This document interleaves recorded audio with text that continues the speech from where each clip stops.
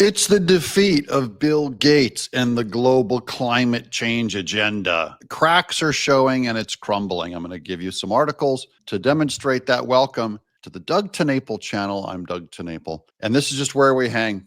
Okay, I give you the news. This is both my hobby and my job. First, this is about a bigger pic. I'm going to start big, then we're going to get down specifically to Bill Gates. So first big picture is about how they found all of the money protesting Trump came from rich white elites. Now we knew this, but I just like the more proof that I get, the better I like it. So here's Dagan McDaniel on Fox Business. All right, Gabe. If you needed more evidence the Democrats are a party of elitists and hypocrites, look no further.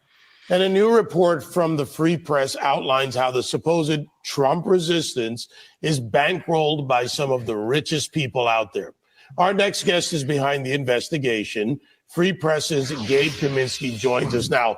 Right to the war chest and these groups, Families Over Billionaires, really? Yeah, thanks for having me. Families Over Billionaires, right? It's a new organization that launched to push back on the looming push in Congress from Republicans to push tax cuts. But if you look on its website, there's not actually an option for the public to donate to this organization. And the reason for that is because if you go in Washington, D.C. corporate documents, you can see that Families Over Billionaires doesn't actually exist. It's a trade name for a massive dark money network in Washington, D.C. called Arabella Advisors, funded by billionaires such as Bill Gates and Reid Hoffman. Bill Gates and Reid Hoffman. Something called Families Over Billionaires. The idea that they claim to be for families, but they're funded by billionaires.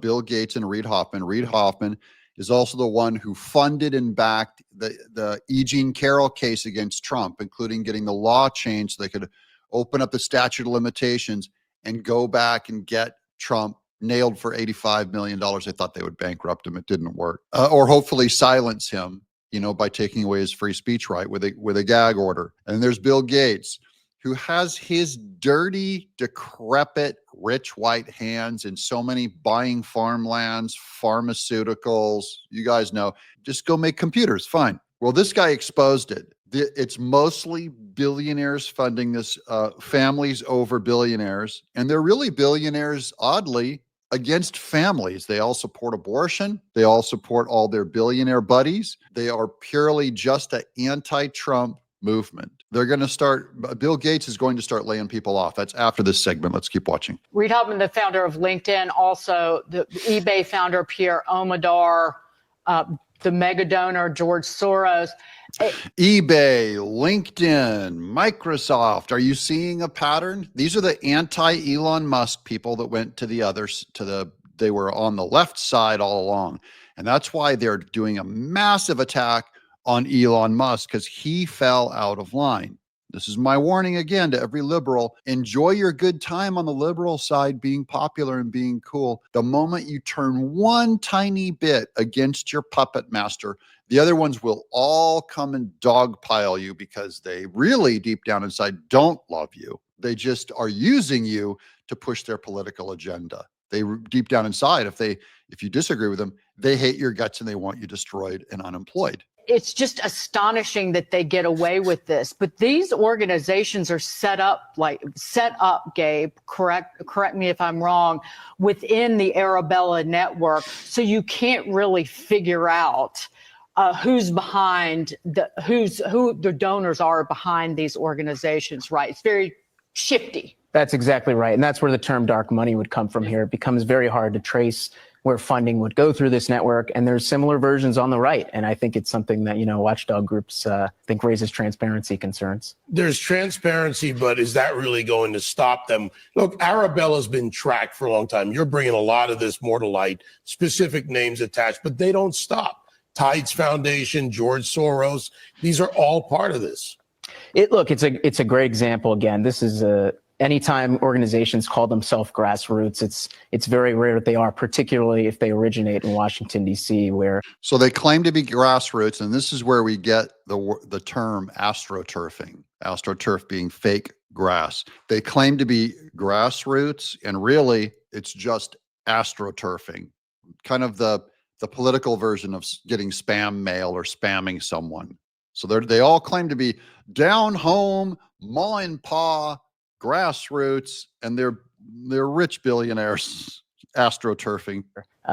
Corporate interests and powerful people. And the tend to same run these recycled people out of an administration, right? Yes, typically. So this organization's Families Over Billionaires is staffed by former Biden and Harris officials, including its director, Michael Linden, who was just in Biden's White House Office of Management and Budget, arguably the most powerful agency in the federal government. Is the work effective, though? Or is it just the billionaires have so much money that they're just, they might as well, they're either going to set fire to it in a fireplace at their chalet in Switzerland or just throwing it out there into all of these Democrat causes. Does that make sense? Well, that's a really good question. I think as far as this new organization, we'll have to see exactly what it does. Will it be launching lawsuits? Will there be further litigation? Right now, it's just releasing advertisements on YouTube of sort of grandmothers and younger people raising concerns about tax cuts.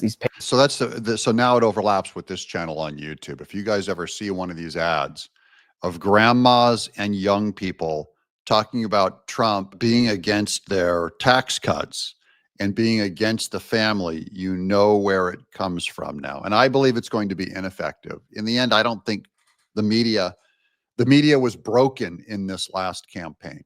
Broken. People stopped listening to them. And the peak time that people were listening to the media was in 2020 during those lockdowns when they were sequestered and had to watch a lot of YouTube, and they were able to push Joe Biden up in ratings. And really it was all fake spam. Well, now all of that bubble of influence has been popped and deflated under Trump. And we, the people, just in having normal conversations like this, you can turn me off, you can go watch another channel. There are now thousands of free voices. So even though the advertising is hitting on YouTube, advertising is not the most effective way to get an argument out. The best way to do it is to make your case in a long form video like this. Liberals can't do 20 minutes, 30 minutes of entertainment. They can't hold your attention. They can't bring you the news. They can't have an ongoing conversation because all of their arguments are just little bumper stickers and little outrage things. And most of them don't even know what they're talking about. So I predict this billionaires or families against billionaires is not going to be effective. Paid actors funded by, the most wealthy people in the country. It's astonishingly gross. By the way, gross is easy to put it. How about they're just stealing the future from people because they're lying. They're creating narratives. They're telling people this is what you need to believe. And if you repeat it enough times, somebody holds on to it. Well, look, I think it's important to say it doesn't discredit whatever this organization is pushing. I think certainly there's a lot of Americans who would oppose tax cuts for the wealthy, but it's important for people to be aware that an organization that calls itself grassroots and similar groups, that's not exactly the case. Families over billionaires. I don't know. Bill Gates, a family man? Question mark. Yeah, he's Bill Gates is a creepy. He's been Me Too'd. Solyndra, government-funded solar panels. It's over. You don't have enough time. All your threats didn't come true, first of all. None of it. However, many of those same billionaires are pulling support at an alarming rate. And Bill Gates, Microsoft founder, sixth richest man in the world, and alleged sex pest, is the latest among them. New reporting by Heat Map is signaling the end of, quote, major chapter in climate giving, unquote. Guys, this is the biggest Trump win ever. Trump saved America from the global climate change cult. He broke them. This is another huge victory. As Breakthrough Energy, Gates's climate change prophet has locked the doors on its policy and advocacy office, laying off dozens of employees throughout Europe and the U.S. Yeah. Breakthrough's lobbying was central to advocating climate policy through legislation championed by Biden administration, including the Inflation Reduction Act. Remember that one?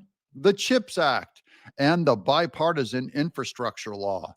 It wasn't bipartisan. Though the billionaires for profit green energy investment at companies like Arnergy and Mission Zero Technologies remain in place, Breakthrough's belt tightening will very likely end the nonprofits' grant writing efforts. That's a major blow to climate nonprofits and further evidence that for all their feel-good bluster, the mega rich never forgot their bottom line. because yes, it was always a fake movement. They were always hypocrites. And this is a massive victory for Trump and our side as we get unadhered from this cult. It also shows the importance of an election. The Bill Gates Foundation and all these global climate people, they can't do anything without Democrat occultists in office. When the Democrats get massacred, there's nothing they can do about the environment because Trump just appointed Lee Zeldin at the EPA, the Environmental Protection Agency, and he just guts the whole place and goes, all you lefties, all you Marxists and communists, get out. And so they have no influence. By the way, the same thing happened with, similar thing happened in reverse at Greenpeace. Greenpeace used to be for the environment. And then the guy who founded Greenpeace left it when he said they were more concerned with Marxism and socialism than with the environment. They cared more about spreading Marxism than about saving the environment. And that's always been true about the global warming environmentalist movement. They call them watermelon because they're green on the outside and red on the inside. I'm Doug TeNapel. Thank you guys for watching. Hope you guys subscribe, leave a comment. That really helps this channel push